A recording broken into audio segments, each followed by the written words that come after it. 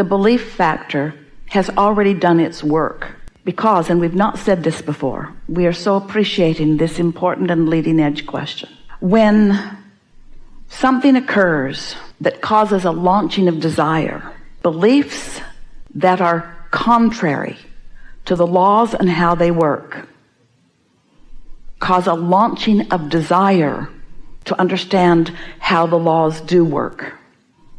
And even though the new desire, which your inner being then embraces, was born from not understanding, out of the not understanding was born understanding that then you got to figure out how to understand.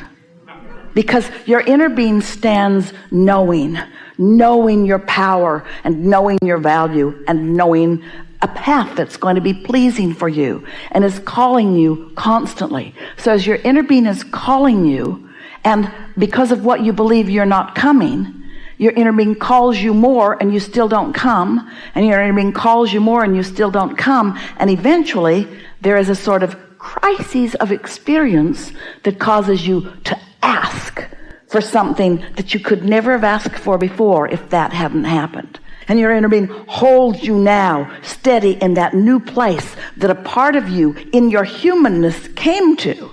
And then your inner being holds that place, holds it steady, and offers the frequency of it. And now it's easier for you to find it than ever before, because you, from your humanness, gave birth to it. So for sure you can achieve it. Because if this time-space reality has the wherewithal to produce a desire, it can produce the complete manifestation of the desire.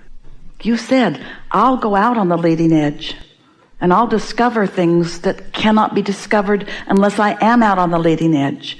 And once I discover them, even though I won't fully understand them, I'll send a rocket forward. And then your inner being said, and when we get that rocket, we'll contemplate it, we'll be it, we'll focus upon it completely, and we'll call you home to it. We'll call you home to it.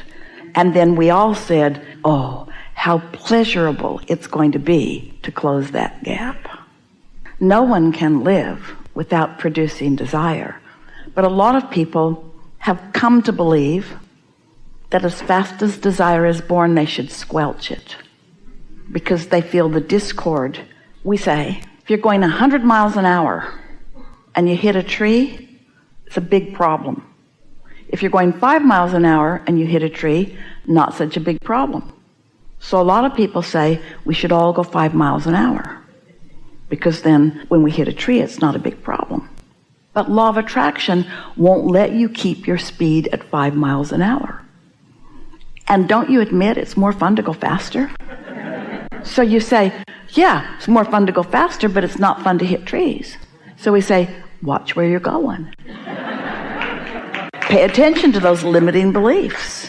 And as you release them, or just deactivate them, or don't keep bringing them forward, then you can go faster and faster and have more fun.